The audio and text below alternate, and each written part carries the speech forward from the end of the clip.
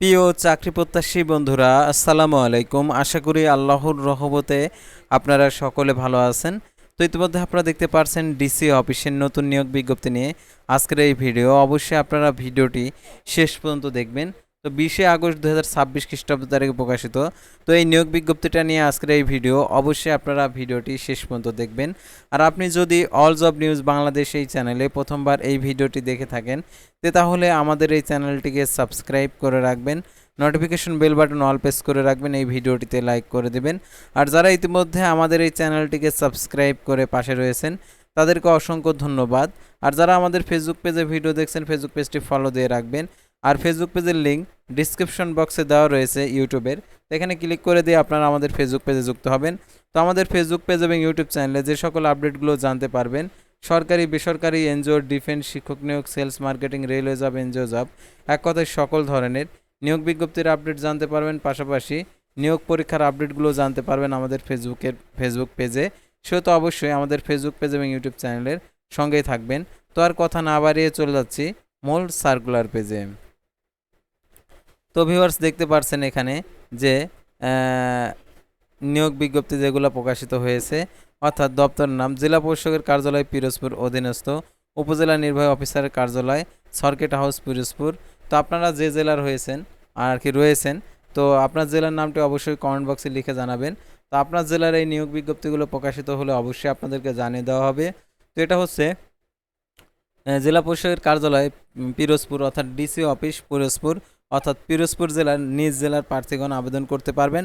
অর্থাৎ নিজ জেলায় পোস্টিং হবে, নিজ জেলা থেকে আপনি চাকরি করতে পারবেন, নিজ জেলায় পরীক্ষা হবে, এ টু জেড বিষয় নিজ জেলা। সেহেতু যারা পিরোজপুর জেলার প্রার্থী রয়েছেন তারা এই নিয়োগে আবেদন করবেন। আর এই নিয়োগ বিজ্ঞপ্তি সংক্রান্ত তথ্যগুলো আর কি খুব ভালোভাবে জেনে নেবেন।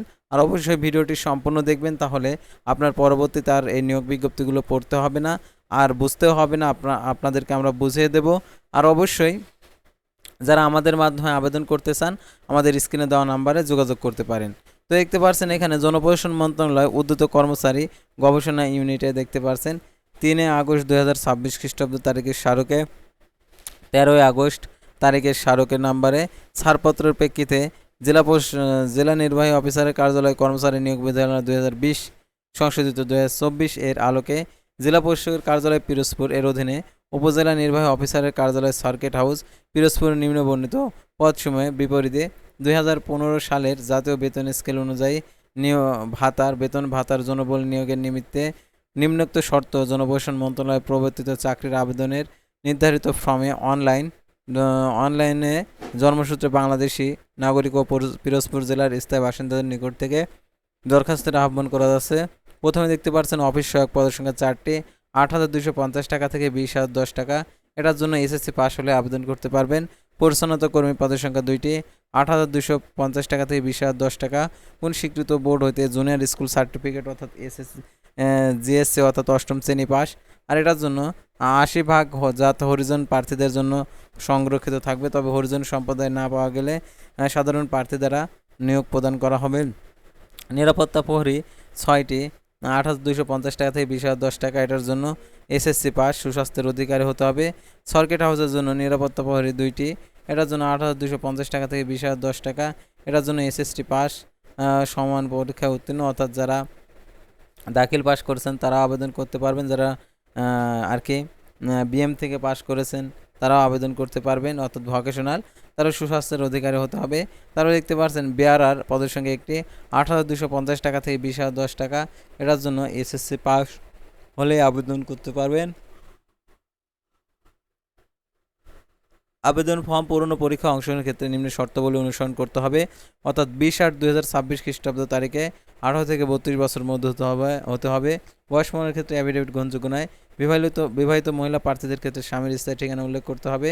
এই নিয়োগের বিনোদিত জনপ্রশাসন মন্ত্রণালয় জেলা প্রশাসক উপজেলা নির্বাহী অফিসারের কার্যালয় কর্মচারী নিয়োগ বিধিমালা 2020 ও সংশোধিত 24 অনুসরণ করা হবে এবং আবেদনকারীকে তার সর্বশেষ অর্জিত শিক্ষাগত যোগ্যতার বিষয়টি আবেদনে উল্লেখ করতে হবে। আর সরকারি আধা সরকারি স্বশাসিত প্রতিষ্ঠানে কর্মরত প্রার্থীদেরকে অবশ্যই কর্তৃপক্ষের অনপত্তিপত্র দাখিল করতে হবে। চাকরির জন্য আবেদন আগামী 25/8/2026 খ্রিস্টাব্দ তারিখ সকাল 10টা হইতে 14/9/2026 বিকেল 5টা পর্যন্ত অনলাইন দাখিল করা যাবে। লিখিত ব্যবহারিক ও ব্যবহারিক পরীক্ষা উত্তীর্ণ প্রার্থীদের মৌখিক পরীক্ষার সময় নিম্নোক্ত সনদ ও অনাপত্তিপত্র কাগজপত্র মূল কপি প্রদর্শনপূর্বক এক সেট করে গ্যাজেট কর্মকর্তা কর্তৃক সত্যায়িত ভদ্রকপি দাখিল করতে হবে। শিক্ষাগত যোগ্যতার প্রমাণস্বরূপ সকল সনদের মূল সাময়িক সনদপত্র, পিরোজপুর স্থায়ী বাসিন্দা হিসাবে পৌরসভার জেলা প্রশাসক, মেয়র, ওয়ার্ড কাউন্সিলর কর্তৃক, ইউনিয়ন পরিষদ কর্তৃক, প্রশাসক কর্তৃক নাগরিকত্ব সনদ, জাতীয় পরিচয়পত্র, জন্ম নিবন্ধন, প্রথম শ্রেণীর গ্যাজেট কর্মকর্তা কর্তৃক নামসিল দ্বারা চারিত্রিক সনদপত্র, চাকরিরত প্রার্থীদেরকে যথাযথ কর্তৃপক্ষের অনাপত্তিপত্র।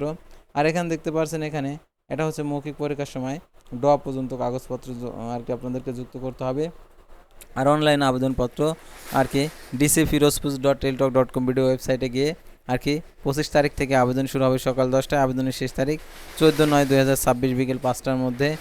আর ইউজার আইডি প্রাপ্ত প্রার্থীগণ অনলাইন আবেদনপত্র সাবমিট করা হলে 72 ঘন্টার মধ্যে SMS এর মাধ্যমে পরীক্ষার ফি জমা দিতে পারবেন। আর আবেদনপত্রে 300x300 পিক্সেল ছবি এবং 300x80 পিক্সেল স্বাক্ষর আপলোড করতে হবে।